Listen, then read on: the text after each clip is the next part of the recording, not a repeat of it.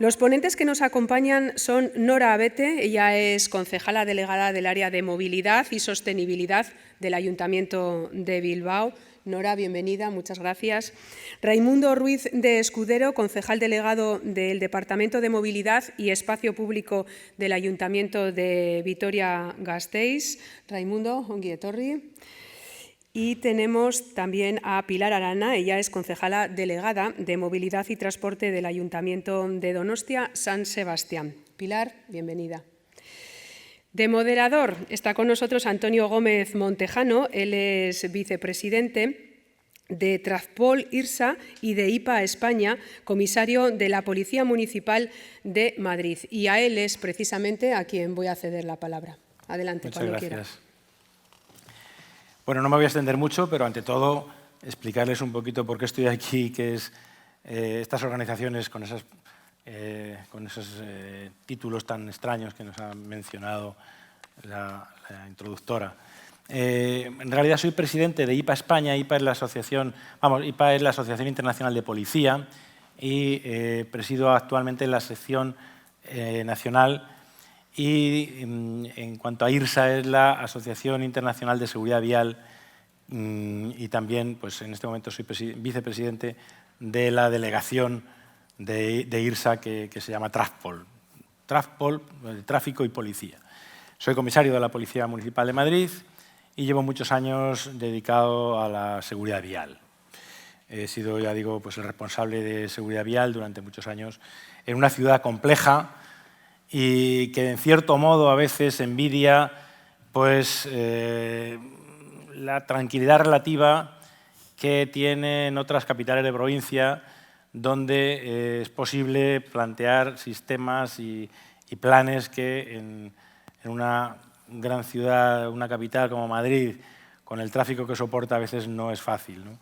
Pero por eso yo de luego voy a tomar nota de todo cuanto nos cuenten los responsables de movilidad de las capitales vascas, porque sé que aquí hay unas políticas muy eficientes y creo que, por supuesto, siempre son exportables a cualquier ciudad del mundo. Me llama, en primer lugar, la atención el término movilidad que comparten las tres ciudades, aunque es el único que comparten, porque una es concejal de movilidad y sostenibilidad, otro es concejal de movilidad y transporte y espacios públicos, y por otro lado, movilidad y transporte urbano. O sea que la palabra movilidad la comparten, luego la otra ya no tanto, ¿no? Pero bueno, importante que se hable de movilidad. Fijaros, yo llevo, como digo, muchos años dedicado a esto. Empezamos con una asociación también que se llamaba TISPOL, ahora se llama ROAZPOL, que es una asociación internacional de policías locales dedicados a la seguridad vial. Y hace muchos años, cuando empezamos en los años 90, los anglosajones nos introducían el término mobility y aquí no lo conocíamos. Yo digo, esto de mobility, aquí hablamos de tráfico. Esto es tráfico y seguridad vial, eso sí. Pero la palabra mobility a mí me sonaba un poco a chino. Y sin embargo ahora se ha implementado de tal manera, es un poco como el término empowerment, que también entonces se utilizaba en los congresos a los que íbamos. Y decía, esto del empowerment, y ahora pues el empowerment también se lleva mucho, ¿no? En cualquier caso, no me quiero enrollar demasiado, solamente a modo de introducción de las intervenciones de ellos, pues esta pequeña reflexión sobre lo que es ahora para nosotros todos la movilidad, aunque yo creo que siempre la movilidad tiene que ir muy vinculada a la seguridad vial. A mí, como a Marc, que está aquí conmigo, que lleva muchos años también trabajando juntos, nos interesa muchísimo la seguridad vial. La movilidad es importante, pero sobre todo la movilidad tiene que ir enfocada no ya a la velocidad o la rapidez con que nos desplacemos, sino a la seguridad con que nos movamos, con que nos desplacemos, ¿vale? Voy a dar la palabra en primer lugar a Nora Abete, a quien conocí hace unos días en Madrid, precisamente, en la presentación del aniversario de la medida de la limitación a 30 en vías urbanas.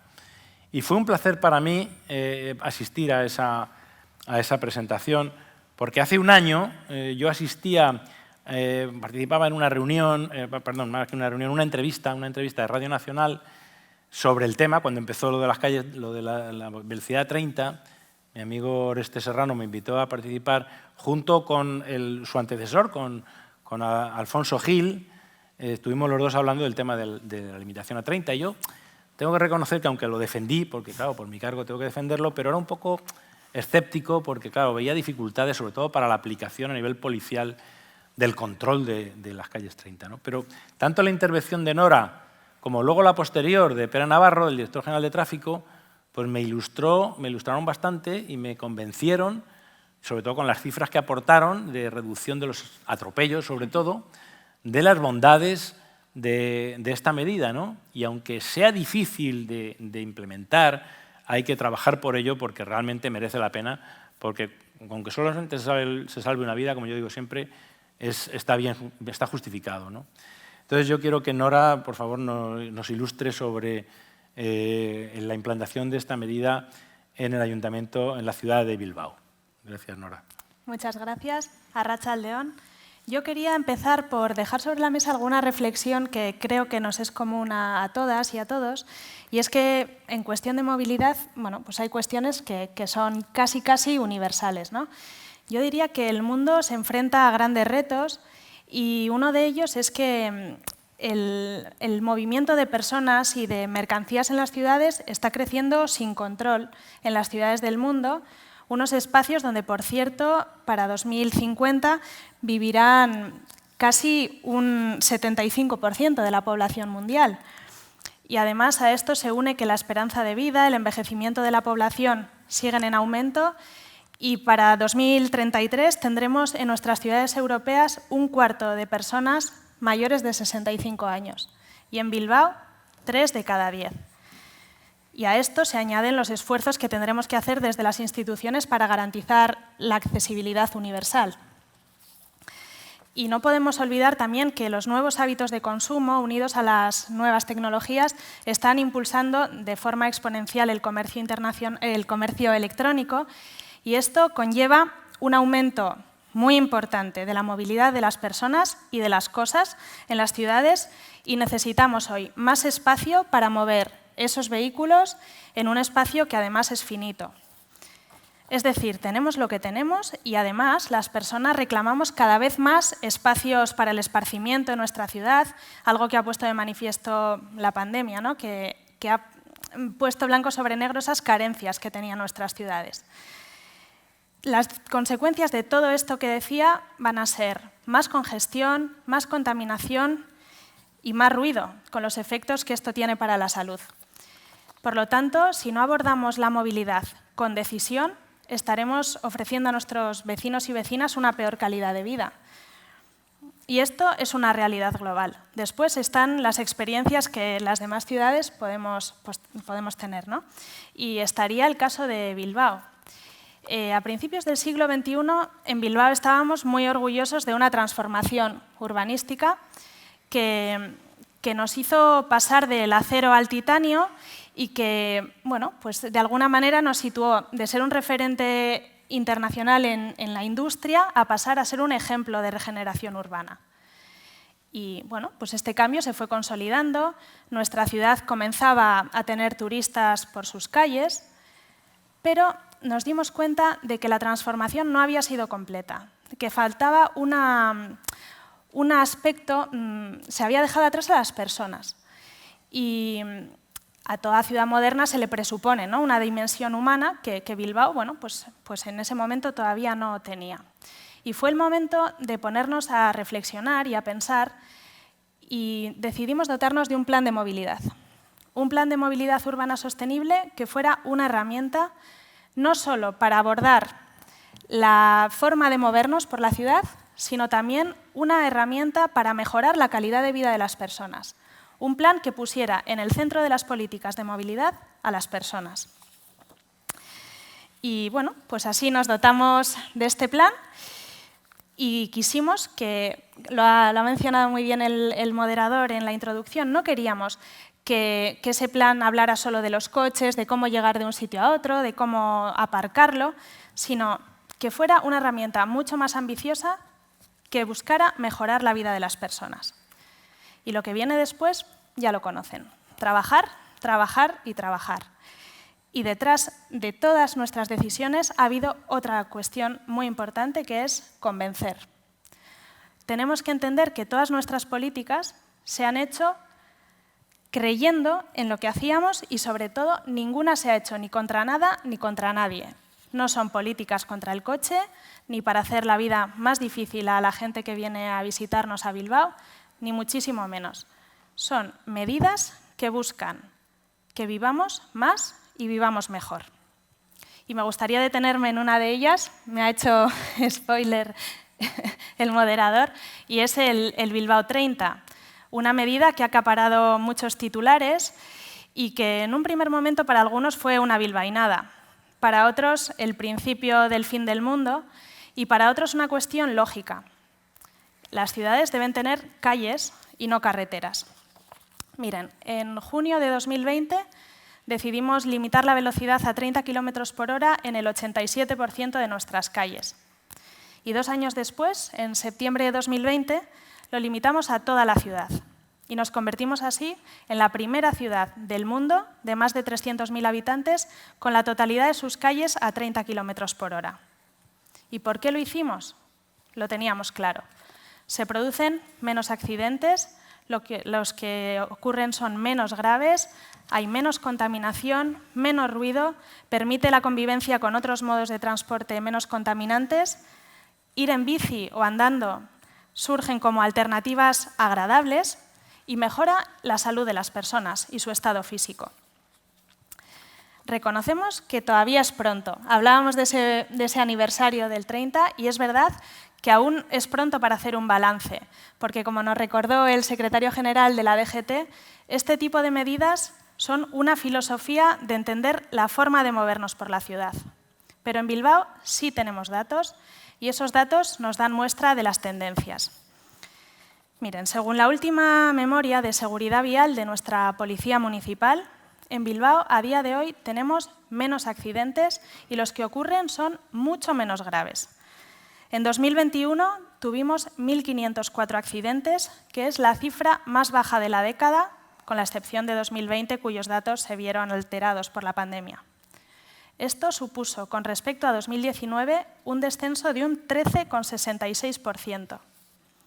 Y además, se han reducido, siempre frente a 2019, un 66% las muertes, un 38% los heridos graves, 37% los heridos leves, 32% los atropellos y 22% los accidentes con bicicletas.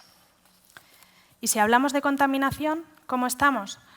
Pues son datos más difíciles de comparar a corto plazo, porque es verdad que pueden estar influidos por distintas variables, pero según nuestros datos, sabemos que hoy tenemos mejor calidad del aire, menos emisiones y el ruido ha disminuido en la ciudad, de media en 2 decibelios. Y estos son datos objetivos, que traducidos nos dicen que la tendencia, y repito, la tendencia, es que la vida en la ciudad no se ha detenido.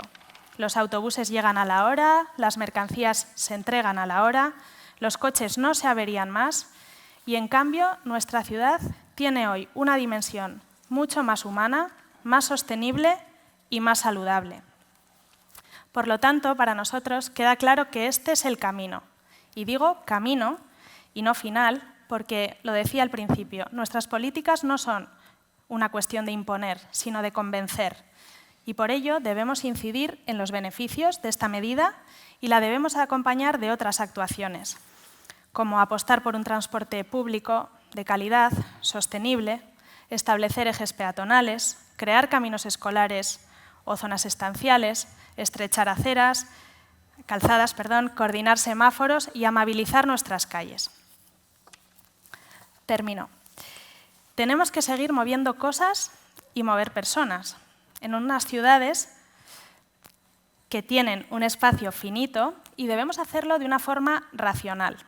Es decir, pensando que nos movemos en unos espacios que deben estar pensados para las personas, que deben ir recuperando poco a poco ese espacio que el automóvil ha ido conquistando. Muchas gracias. Muchas gracias, Nora.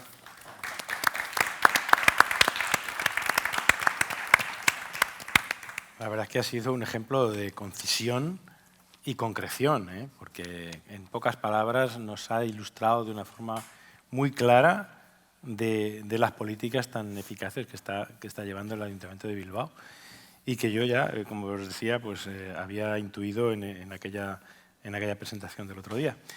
Bueno, pues vamos entonces a pasar ahora a otra de las capitales vascas, que es Vitoria-Gasteiz, y para ello tenemos a su concejal delegado del Departamento de Movilidad y Espacio Público, don Raimundo Ruiz de Escudero.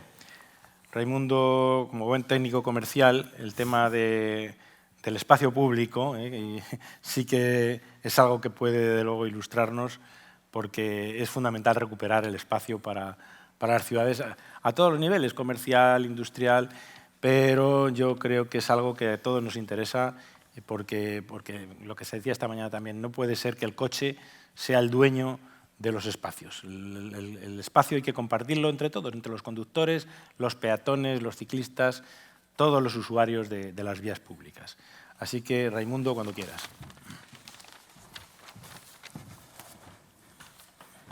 Mila esker, Arratsaldeon, buenas tardes.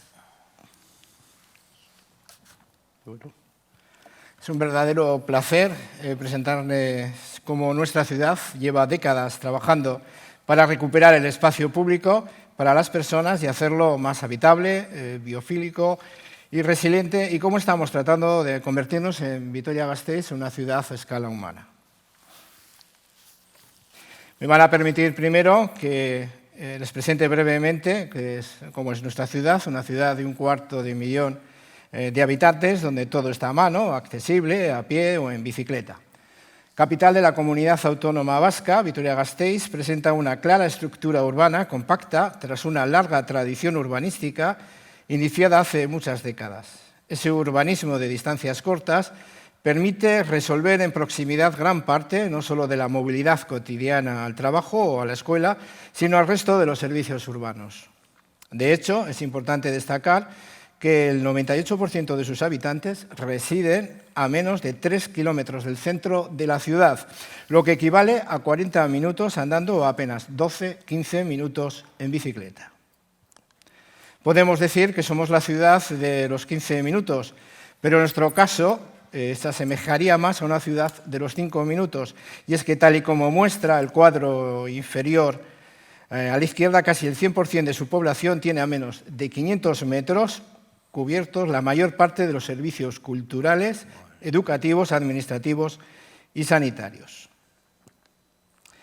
Las primeras peatonalizaciones en el casco antiguo se iniciaron en 1976 y para el año 1993 la zona peatonal se extendía a más de 20 calles y hasta 40.000 metros cuadrados. Hoy en día la zona peatonal alcanza hasta 500.000 metros cuadrados.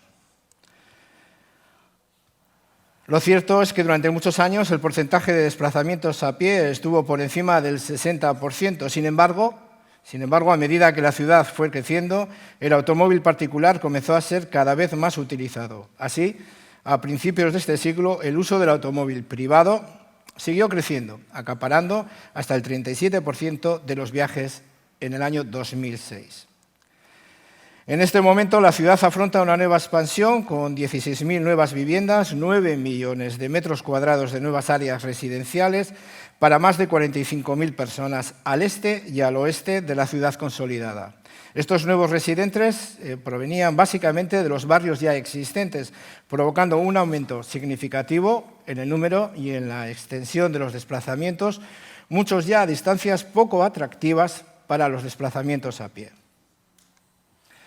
El enfoque adoptado por nuestra ciudad de cara a afrontar este reto busca abordar conjuntamente la movilidad y el espacio público, adoptando el esquema de supermanzana como unidad urbana básica a trabajar.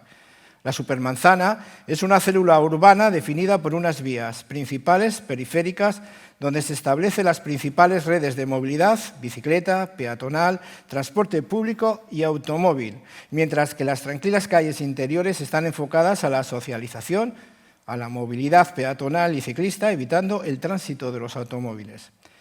El esquema conceptual de la derecha tiene su plasmación sobre el mapa urbano en el mapa de la izquierda, donde se muestra la configuración de las supermanzanas planteadas. Pero vamos a ver casos concretos. La supermanzana de Sancho el Sabio. En el año 2010, se implantó una primera supermanzana piloto tras la rehabilitación integral de la calle Sancho el Sabio y alrededores, y así los peatones, las bicicletas y el transporte público se convirtieron en los modos de movilidad prioritarios. El impacto fue inmediato, como muestran las imágenes de antes y después, o su reflejo en un incremento de desplazamientos peatonales en esa zona, similar al descenso de viajes en coches, un 63-64%, por no hablar del descenso en un 40% de las emisiones de gases o en un 8% de las emisiones sonoras. De acuerdo con este esquema de supermanzana, las diferentes redes de movilidad se están implementando bajo un enfoque holístico, es decir, la red peatonal proporciona una buena accesibilidad para todos a los servicios y actividades diarias, al tiempo que reduce la dependencia del automóvil privado. Es importante destacar que debido a la estructura de ciudad compacta y la larga trayectoria de políticas de accesibilidad, Vitoria-Gasteiz es una ciudad donde la gente camina mucho. De hecho, en el 2008, más del 50% de los desplazamientos urbanos se seguían realizando a pie. Red ciclista. Les voy a dar un dato que para mí es importante para conocer cómo se ha desarrollado esta ciudad en otras formas de movilidad, en movilidad activa. El primer carril bici en Vitoria-Gasteiz data del año 1964 y ha llovido. Lo mismo ocurre con la bicicleta. Al ser una ciudad llana de distancias cortas, alrededor de 3 kilómetros desde el centro de la ciudad hasta las afueras.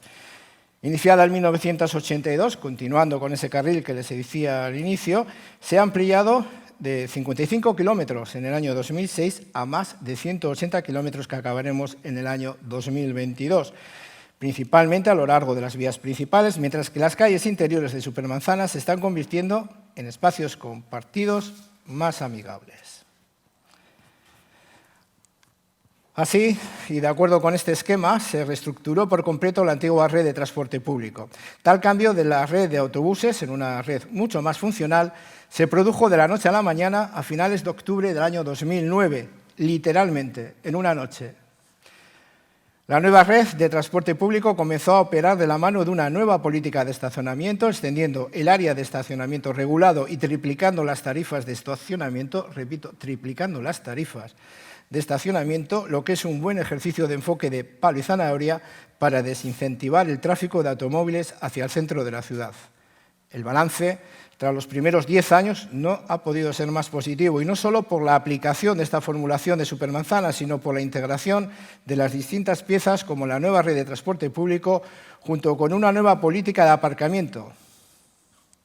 El gráfico de la izquierda muestra la sorprendente evolución en el número de viajeros anuales en la red de transporte, donde es notable el punto de inflexión que se produce a partir de la reformulación de la red. La materialización del esquema de las supermanzanas no deja de ser una empresa a medio y largo plazo, lo cual no debe ser excusa para no avanzar de acuerdo con las oportunidades, con las circunstancias que se vayan dando en cada momento. Y, por ejemplo, si se va a reformar un saneamiento de una calle, siempre será una oportunidad para reformar la misma aplicando a su urbanización una serie de principios coherentes con el esquema general. El plano muestra, sombreadas en azul, aquellas supermanzanas que funcionalmente ya operan como tal, sin tráfico de paso. Seguimos con más ejemplos. Ejemplo de intervenciones integrales de mejora del espacio público, como lo que se viene realizando al sur de la Supermanzana Centro en el ámbito del Memorial. En su primera fase, acabada hace poco más de un año, se le da continuidad al gran espacio peatonal de la Virgen Blanca, Prado, Postas, Dato, lo que se denomina como ensanche, con la colina medieval, desviando el tráfico residencial y mejorando la accesibilidad. Durante la pandemia también abordamos este otro ejemplo de urbanización, esta vez en el barrio de Judimendi, con la materialización de la supermanzana de Médico Tornay, que ha permitido crear un nuevo espacio cívico, transformando las anteriores bolsas de aparcamientos en nuevas para la socialización. Pero no siempre es posible abordar reformas integrales como las anteriores. solución de urbanismo táctico, como la de estas imágenes, resultan de una gran utilidad de cara a seguir avanzando en la materialización del esquema general, calmado de tráfico, recuperación de espacio público para las personas a través de las soluciones de bajo coste. Estas son las calles donde se actuaron durante la pandemia. En concreto, pues una de las fotografías es la calle San Antonio. Lo cierto es que las políticas de movilidad y espacio público son incluso una posibilidad para devolver el espacio del automóvil privado a los corredores verdes para interconectar parques y construir una infraestructura verde funcional. Y es que este enfoque integrado ofrece incluso nuevas oportunidades para las personas y la naturaleza. La imagen muestra la idealización de cómo la propia materialización del esquema de supermanzanas se convierte en una oportunidad para interconectar los diferentes parques y áreas verdes urbanas entre sí y estos con el anillo verde, conformando un sistema permanente funcional de corredores verdes urbanos. Un ejemplo de este tipo de intervenciones sería la transformación de la avenida de Gasteiz, a la que se desarrolla actualmente a través de la Avenida de Ilustración en una de las supermanzanas planteadas en Zabalgana. En esta arteria, la conformación de fondos de saco permite evitar el tráfico de paso al tiempo que se da la conectividad funcional a determinados corredores verdes. Para ir concluyendo, permítame hacer 3 actuaciones actualmente en marcha. En primer lugar, las nuevas soluciones de alta capacidad para el transporte de viajero, complementando la importante apuesta de la ciudad por el tranvía con sus extensiones al sur, este y oeste, merece especial atención el nuevo BRT 100% eléctrico. En un recorrido circular de 10 kilómetros, este nuevo servicio, bajo la denominación del BEI, ha entrado en funcionamiento hace apenas unas semanas, dos meses concretamente, sustituyendo a la línea de autobús de mayor demanda, con una nueva plataforma segregada en la mayor parte de su recorrido, cancelación y parada. En segundo lugar, dando cumplimiento a las exigencias legales, la ciudad trabaja actualmente en la implantación de la primera zona de bajas emisiones, bajo una aproximación integral y con la ayuda de los fondos de PRTR, incorporando distintos elementos del área de prioridad residencial, extensión del área OTA, hub micrologístico, nuevos aparcamientos seguros para bicicletas, nuevas áreas peatonales y nuevas vías ciclistas. Por último, también con la ayuda de los fondos, Vitoria-Gasteiz, junto a otras 5 ciudades del Estado, se han embarcado en el desarrollo de la plataforma digital que integre bajo un enfoque de software abierto a diferentes servicios de movilidad. Es una apuesta ambiciosa, con un presupuesto cercano a los 28 millones de euros, que supondrá un importante respaldo a nuestras políticas de movilidad, abriéndonos además nuevas posibilidades en el marco de los datos como soporte a nuestra gestión de la movilidad urbana. Más de una década después de que comenzáramos a implementar el plan de movilidad, las cifras en la dirección correcta, revirtiendo las malas cifras, pero queda mucho camino por recorrer de acuerdo a los compromisos de la ciudad. Déjenme que me despida con esta cita que creo refleja muy bien el enfoque y la filosofía de nuestra ciudad.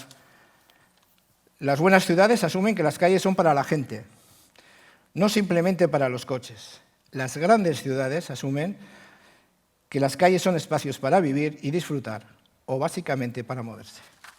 Mila esker.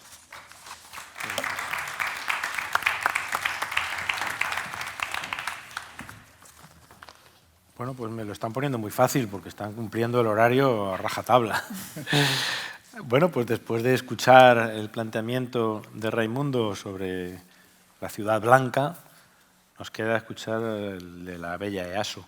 Por eso tenemos a Pilar Arana, que nos va a ilustrar desde su experiencia y sus conocimientos como doctora en ingeniería industrial en los temas de movilidad y transporte público. El transporte público es, yo creo, pues, un poco la panacea en la que todos confiamos para llegar a nuestros destinos de una forma rápida, cómoda, económica. Porque a mí me daba mucha envidia cuando hablaba, me permito esto porque vamos bien de tiempo, cuando hablaba de Raimundo, de lo rápido que llega la gente a sus trabajos en Vitoria. Claro, yo, por ejemplo, a diario, para llegar de mi domicilio a mi puesto de trabajo, pues tengo 1 hora. 1 hora volver y otra hora, 1 hora para ir y otra hora para volver. Con lo cual, pues claro, pues me da una sana envidia esa situación. Eso yendo en vehículo privado, yendo en coche. Pero es que en transporte público, actualmente, si lo utilizara en vez de 1 hora, serían 2. O hora y media, no hay quien me la quitase, ¿no? Hay mucho transporte público, pero claro, una ciudad a veces es muy compleja, como Madrid, por ejemplo, y no es fácil llegar con el tiempo que quisiéramos, ¿no? Pero bueno, vamos a ver si en el futuro pues esa mejora del transporte público, esa apuesta, pues nos facilita a todos la movilidad y llegar más pronto a nuestros destinos. Pues Pilar, cuando quieras. Gracias, Antonio. Bueno, vengo de una ciudad de Donosti que lleva muchos años trabajando en temas de calmado de tráfico en general, de peatonalizaciones, de calles peatonalizadas, vamos, directamente quitar los coches y peatonalizarla, con un resultado estupendo, porque efectivamente se convierten en calles de paseo y de estancia. En Donosti, décadas antes, hace 20 años, se ha venido trabajando en la red de bidegorris, de itinerarios ciclistas, y hay casi 80 kilómetros de red ciclista. Y una ciudad también en todo ese trabajo histórico en el que se ha potenciado enormemente el transporte público. Nuestra compañía de autobús urbano de bus, aparte de ser la sociedad municipal mejor valorada, que tiene su mérito, es utilizada por muchísimos donostiarras en sus desplazamientos diarios. Es una compañía muy, muy utilizada, un transporte muy utilizado, y Donosti pasa por ser una ciudad en la que se utiliza mucho el transporte público. Eso, vamos a decir, es un histórico. O sea, es culpa o producto del trabajo de todos los anteriores equipos de gobierno que han estado trabajando, ¿no? Entonces, voy a contar yo un poco en qué estamos ahora. Y ahora estamos, y he puesto solo este mapa, ahora estamos en, bueno, ya veis la ciudad en gris, más o menos toda la ciudad, no se aprecia la ciudad plana y la ciudad en colinas, que más o menos somos el 50%, pero este es Donosti, y esa línea en amarillo que veis ahí es la línea, bueno, que ha tenido diferentes nombres, es la línea de topo que cruza todo Guipúzcoa, cruza el territorio entre el este y el oeste. Y pasa por San Sebastián, hasta ahora viene por aquí por el oeste, llega a la estación de Lugaritz, pasa por una línea que no está en amarillo, está en negro, por ahí hasta más o menos la estación de Amara, que está allí abajo. Ese es el camino que actualmente hace el topo. Y luego se va bajando por aquí hacia el este, hasta Irún. Bueno, pues hay un proyecto que hace unos años se desarrolla y va adelante, que es este túnel o este extra recorrido del topo de esta infraestructura ferroviaria, pero pasando por el centro de la ciudad. Y ese es el trozo amarillo que veis ahí pintado. Ese trozo amarillo que va a la estación de Bentaberri, que es la estación donde está la universidad, pasa hasta la estación Concha, que es el centro de la ciudad, y vuelve más o menos al lado de donde está ahora, que es la estación de Amara, para luego seguir por otras muchas estaciones como Anoeta, Loyola, Inchaurrondo, Alza, unas cuantas estaciones todavía dentro de la ciudad. Pero pasa a ser de una infraestructura ferroviaria que pasaba un poco lejos del centro a una infraestructura que pasa por el centro.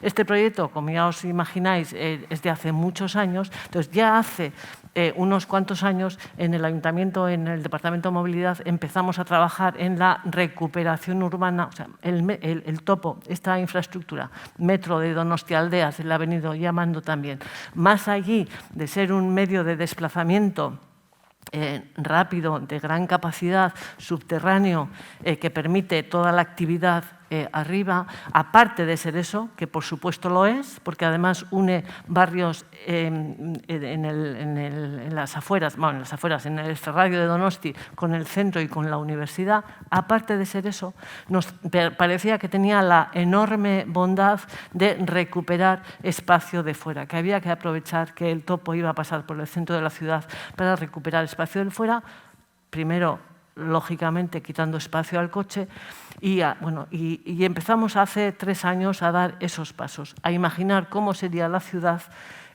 cuando esta infraestructura empezara a funcionar. Se ha retrasado, como estas obras complejas, con ese trazado complejo, se ha retrasado 2 años y entrará en vigor en 2024. Pero ya empezamos hace unos años a imaginar qué ciudad queríamos con eso. la ciudad que queríamos con eso y los primeros dibujos. Y ahí he pintado la parte verde. Imaginamos, bueno, una de las cosas, de las primeras que ya se puede ver, debido a las obras de esta infraestructura, había que cortar la calle San Martín. La calle San Martín en San Sebastián, si la conocéis, es la calle que pasa por la mitad del medio, en la catedral de San Sebastián, y una zona peatonal que vamos a decir es la zona comercial más potente de la ciudad, y eran 3 carriles de circulación, 1 de autobuses y 2 de coches. 3 carriles cruzando de este a oeste, permitía pasar de un barrio al otro, de la zona oeste a la zona este, 3 carriles de un tránsito, bueno, pues ya os los imagináis. Afortunadamente, con las obras del topo, tuvimos que cerrar la calle San Martín y bueno, ya veníamos pensando que probablemente íbamos a cerrar para nunca más abrirla. Y efectivamente, ese un poco fue el inicio del pensar, ¿no? Ahora mismo la calle San Martín sigue cerrada, creo que ya pocos donostiarras van a suspirar porque se vuelva a abrir. Todavía alguien pregunta, pero ya hemos asumido que, cómo no, un espacio como ese delante de la catedral tiene que estar cerrado al tráfico y tiene que ser de paseo. Y bueno, ya ese trabajo empieza a desarrollarse y más o menos definimos esa zona verde que os he puesto ahí. Esa zona verde, no sé si se aprecia bien, hay 2 tonos. El tono, la zona más arriba, que tiene un tono un poco más fuerte, es la parte vieja, que actualmente ya es una zona peatonalizada, ya es una zona de prioridad residencial cerrada. Pero todo el resto hoy en día es una zona de tránsito normal. Entonces empezamos a imaginar esa zona de prioridad residencial en verde como está ahí, empezamos a hacer dibujos, empezamos a ver cómo funcionaría, con los objetivos, pues que aquí podíamos repetir los 3 todo el rato, primero las personas o los peatones en sus desplazamientos, luego las bicis, luego transporte público y por último y poco el coche. Y en ese sentido empezamos a trabajar. Y una de las máximas que desde el principio creo que hemos comunicado ya a los donostiarras y visitantes es que parece también bastante lógico, ¿no? Que para ir del oeste al este, o al revés, del este al oeste, vamos a evitar o vamos a prohibir, aunque quede más fuerte decirlo, vamos a prohibir que se cruce esa zona de prioridad residencial o esa zona verde. Nadie, a pocos se les ocurre ahora, pero bueno, se les puede ocurrir ir del oeste de la ciudad, del barrio del Antiguo, para ir a Gros. Ahora mismo podemos ir por la mitad del medio de la ciudad, por la avenida, por sitios emblemáticos de la ciudad. Eso en el esquema fue una de las primeras decisiones que se tomó. En ese esquema quedará imposible de hacer por las propias circulaciones de los coches y por la propia decisión que ya se ha tomado.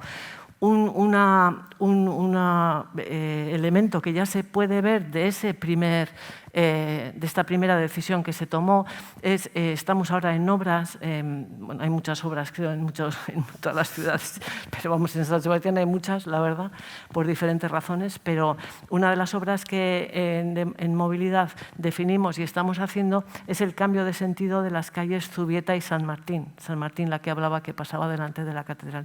Y ese cambio de sentido que nos va a costar un poco convencer a las personas y hacerlo, acabará la obra el 9 de julio, estamos ahora en plena efervescencia, va a ser plenas afecciones durante 3 semanas a los donostiarras, pero ese es el primer elemento que va a permitir que todo eso funcione como una zona de prioridad residencial que no va a ser posible cruzar, que no es que no vaya a ser posible porque va a haber un prohibido, que donde tenga que haberlo habrá, sino es que no va a rentar, no va a venir a cuenta cruzar para ir de un sitio a otro, porque por las direcciones que se van a poner, de lo que se trata es de proteger esa zona.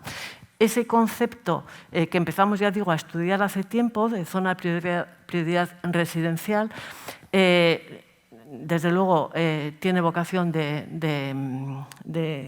extenderse a los diferentes barrios y además ha coincidido, pues también afortunadamente y con un poco de fortuna y de trabajo también que hemos hecho, con la ley de sostenibilidad y las leyes que ahora nos obligan a crear esas zonas de bajas emisiones por ley, y a que los fondos europeos nos han dado casi 2 millones de euros para definir una zona de bajas emisiones, que la hemos hecho coincidir con la zona que ya llevábamos trabajando antes de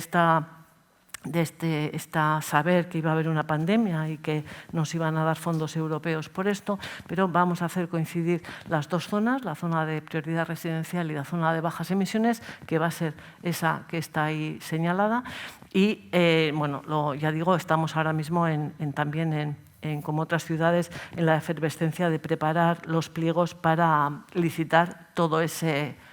bueno, cierre de ciudad no me gusta mucho decirlo porque pasar por el centro lo vamos a dejar para los que viven, para los que tienen actividades económicas y para transporte público. Pero efectivamente no se va a poder ir por ese centro para cruzar de un sitio a otro.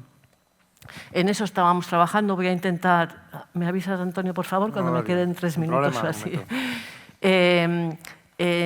Voy a decir algunas características propias de la ciudad, porque si no, por bajar un poco y por si a alguna persona le puede ayudar, ¿no? En San Sebastián lo que tenemos que, bueno, pues se hicieron así, no vamos a discutir a estas alturas por qué se hicieron así.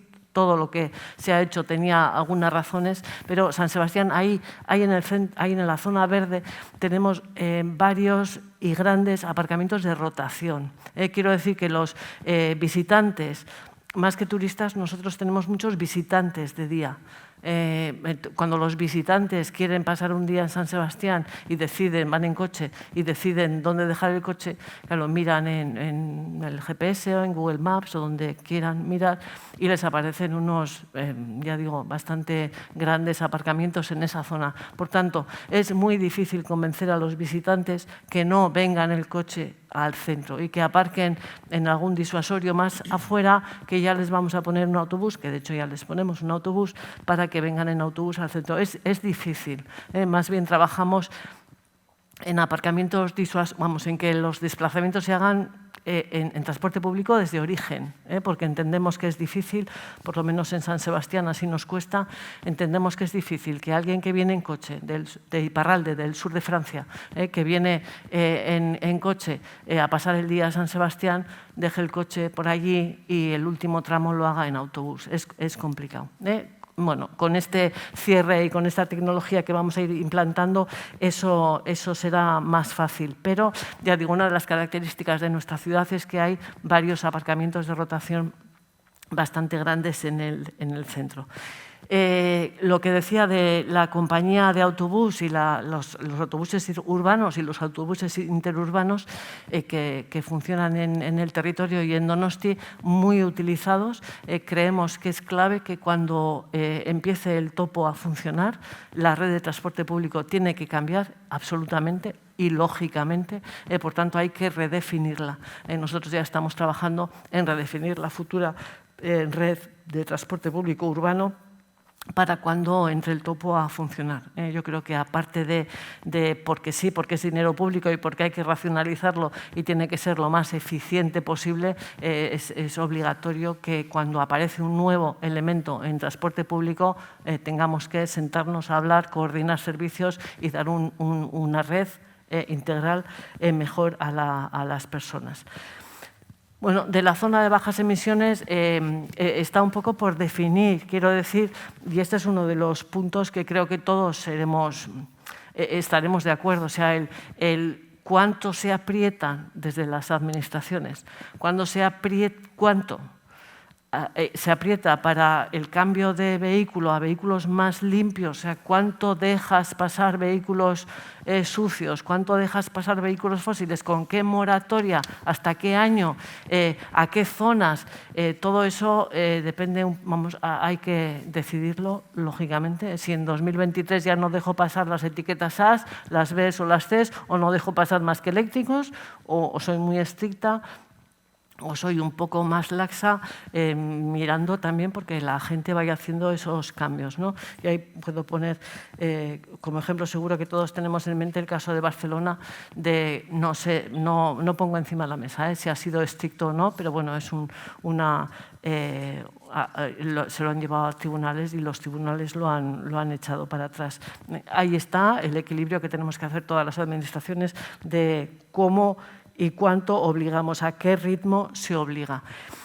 2 minutos. Perdón, 2 minutos, vale. Pues del tema de Bidegorris no voy a decir nada. Uno de los temas reales más complicados que tenemos que hacer frente ahí es el tema de carga y descarga. Yo suelo añorar porque en pocos sitios encontramos soluciones de carga y descarga de las reales, en la práctica, porque toda esa zona, y creo que en todas las ciudades, ¿no? hay que hacer mucha carga y descarga. Somos muy exigentes en encontrar todos los productos, todo eso hay que repartirlo. Además, zonas peatonales, que queremos que luego sean peatonales, pero hay que hacer la carga y descarga y conjugar los intereses de los hosteleros, de los distribuidores, de los peatones, de los vecinos que viven allí. Todo eso con la carga y descarga, por lo menos a nosotros, nos cuesta. Y por último, ya para no pasarme, decir que si algo queremos de esa zona verde en San Sebastián es queremos que siga estando llena de personas que viven ahí, que nadie se tenga que ir de vivir ahí. Que no voy a entrar en el tema del precio de la vivienda ahí, pero ahí viven personas que siguen, bueno, las que vivan y las actividades comerciales de proximidad que haya, y eso queremos que siga estando. Y en la definición de esa exigencia o no de la definición de las zonas de prioridad residencial y de zona de bajas emisiones, por lo menos nosotros, una de las cosas que tenemos en cuenta es que ahí siga viviendo gente. Nos asusta bastante que hay ciudades europeas, sobre todo, que las zonas peatonales, muy peatonales del centro, están vivas hasta las 6 de la tarde y a las 6 de la tarde ya no queda nadie. Ni nadie, pero nadie es nadie. Nosotros esas zonas queremos que sigan siendo peatonales de día y con actividad de día y además llenas de gente que vive por la tarde-noche. Y aquí lo dejo. Gracias, Muy Antonio. bien, muchas gracias, Pilar. Pues yo quiero agradecer a los 3 ponentes, como digo, pues lo concreto que han sido los 3. Pero bueno, yo creo que 1 minutito o 2 para alguna pregunta. ¿Alguien tiene alguna pregunta? Yo tengo una para Pilar, porque me ha llamado la atención el tema del topo. Me gustaría que concretases un poquito más en qué consiste el topo, si es como una línea de metro, de tranvía o un híbrido entre ambas. ¿Qué es exactamente el topo? Es una línea de tren que ahora mismo ya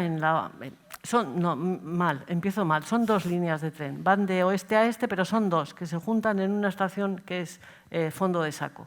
De tal forma que ahora mismo no puedes cruzar de este a oeste o al revés. Tienes que pararte aquí, transbordar y ir a la otra. Y sí que en algún tramo es soterrado. Pero ahora, esta unión que he dicho tiene esas 2 virtudes, pasar por el centro de la ciudad y además quitar el fondo de saco, de tal forma que para ir de un sitio al otro no tienes que transbordar.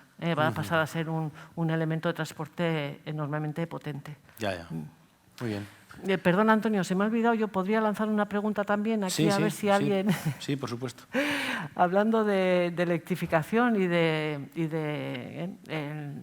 cerrar la ciudad y demás, uno de los problemas que no tenemos resuelto hoy, que estamos trabajando y tenemos sin resolver, es el de la electrificación de esos aparcamientos. O sea, al final los coches, las gentes los guardan o en el aparcamiento de su casa o en los aparcamientos, en San Sebastián hay bastantes aparcamientos de residentes que se construyeron con la vocación de aparcamientos de residentes. Esas personas ya no solicitan enchufes, esas personas quieren cambiarse de coche a coches más limpios. Claro. Y todavía en este punto la Administración creo que somos bastante escasos en ofrecer soluciones de recarga nocturna. Claro, las diurnas pues podrán hacer donde sea, pero en este modelo de ciudad que estamos trabajando, ¿no? Creo que todos también con más vehículos eléctricos y menos consumo de fósil. Necesitamos electrificar de nocturnos, o sea, aparcamientos nocturnos, aparcamientos de domicilios de residentes.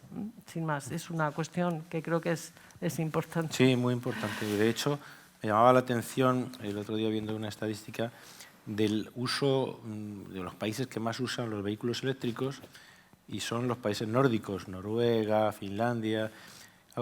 Yo cuando estuve allí me llamó la atención que ya tenían ellos para enchufarles, para descongelar, porque se helaban por las noches, y entonces los enchufaban para que por las mañanas pudieran estar descongelados los parabrisas, ¿no? Los limpiaparabrisas, los parabrisas, y los vehículos en general no pudieran arrancar. Entonces, claro, tienen más fácil tener vehículos eléctricos porque tienen ya el sistema electrificado, ¿no? Tal cual. Y esa es la razón. Eso es. ¿Alguna pregunta más? La última y la primera. Por favor. Vale, mi pregunta va dirigida un poco a los tres, porque los tres habláis un poco de zonas restringidas, al tráfico, tranquilización. Y bueno, yo vengo de un municipio de 30.000 habitantes, también con un sistema restringido en la zona peatonal, y va enfocado más al tema de gestión y control que lleváis. En nuestro caso, ahora estamos con un sistema de control de cámaras, de lectura de matrículas, pero claro, la ciudad es muy viva. No hablamos solo de residentes, hablamos de proveedores, comercios, nuevas formas de movilidad, patinetes, etcétera, que habrá que ver cómo se comparten. Y claro, nosotros tenemos restringido pues, una zona de unas 3.500 personas que nos lleva a una gestión de unos 12.000 vehículos, 12.000 matrículas. ¿Y cómo gestionáis vosotros? No sé si lleváis un sistema de cámaras, si lleváis temas de pilonas o cómo se gestiona. Bien. Bueno, Sí, en el caso de Vitoria-Gasteiz lo hacemos con cámaras en las zonas, en concreto la zona del ensanche, la zona del casco viejo, donde solamente dejamos pasar el transporte público y, lógicamente, el transporte de emergencia, policía, y esos serían básicamente los que podrían pasar, y residentes, ¿no? La dificultad no está tanto en controlar las matrículas, sino lo que luego sería la gestión de ese control y, además, control diario, ¿no? La tecnología avanza, y avanza mucho y muy rápidamente y sustancialmente. Hay ejemplos ya en ciudades, además, muy cercanas a la nuestra, que tiene bastante desarrollado ese control. Estoy hablando concretamente de Iruña, para que nos hagamos una idea, y donde donde vamos a tener que tener el resto, por lo menos Vitoria-Gasteiz tiene que avanzar hacia ahí, y ese es uno de los proyectos que estamos trabajando con fondos europeos, es en ese control permanente y en las excepciones que hay que marcar, porque, como bien dices tú, hay comercio, hay hoteles, hay necesidad de paquetería, hay necesidad de ir a hacer una reparación. Bueno, puede haber hasta 23, 30 excepciones. Entonces, para poder abordarlo bien y para que se pueda hacer de forma correcta, a mí me parece que es imprescindible, más que las cámaras, que es un montaje muy sencillo, ¿no? Y sobre todo si tienes la fibra óptica ya implantada en la ciudad o donde eres, lo más importante es luego la gestión diaria. La gestión diaria, mucha información, hay que hacer un grandísimo esfuerzo también de informar y de comunicar a la gente cómo funciona para que no le tenga miedo, ¿no? Y luego mucha paciencia pues, cuando empiecen los primeros días o cuando se empiezan los primeros días y aparezcan pues, cientos de sanciones porque no se ha hecho de forma correcta esa gestión. Pero funciona, hay casos, pero bueno, ese es mi... Sí, sí que es un tema complicado, nosotros todavía estamos ahora preparando la licitación con cámaras, pero el tema de las cámaras no hay mayor dificultad. O sea, ahí en la tecnología está, no es problema la tecnología. El problema para nosotros, lo que vemos por ahora, es la gestión de los autorizados. Efectivamente, esa lista blanca de autorizados que van a poder pasar a la zona es grande y es compleja. Quizá demasiado, pero bueno, son los que tienen que poder pasar, porque son servicios, actividades económicas los que pueden pasar, pero sí que es una lista que asusta. Y la lista, bueno, hacerla más o menos, pero las personas que se necesitan para mantener actualizada esa lista y para dar los permisos, porque habrá permisos que se pidan en página web y automáticamente se den, pero habrá otros permisos que habrá que revisar, habrá sanciones que habrá que revisar, es decir, que asusta un poco el capítulo de personas que se necesita. Efectivamente. Sí, en nuestro caso tenemos el casco viejo con una nueva ordenanza de zona de preferencia peatonal que entra en vigor en el mes de septiembre y lo que hemos trabajado mucho ha sido hablar con los colectivos porque son espacios en los que bueno, pues se dan actividades comerciales, hostelería, vecinos, residentes y hemos hecho un trabajo con ellos para… Bueno, no nos gusta hablar de restringir, sino de ordenar, ¿no? Esos horarios, con qué frecuencia pueden entrar y hemos trabajado tanto con los comerciantes como con los colectivos de vecinos, bueno, pues cómo gestionar esas entradas y salidas. Vamos a colocar también cámaras lectoras de matrícula. En el mes de septiembre, como decía, entrará en vigor y vamos a abrir una oficina de información el próximo mes para ir facilitando un poco esa explicación que es necesaria, ¿no? Ante cambios importantes y vamos a intentar hacerlo muy sencillo. Van a tener una aplicación para poder registrarse, vamos a dar plazo de 48 horas posterior a la entrada si alguien hubiera entrado por error o bueno, con un motivo justificado y bueno, lo que vamos a intentar sobre todo es reforzar esa comunicación. Nos parece que es ahí donde está el problema más que en la instalación de cámaras. Muchas gracias. Vamos a finalizar así nuestra mesa, nuestro panel y agradecerles por su atención a todos ustedes y nada más, hasta la próxima. Gracias. Gracias.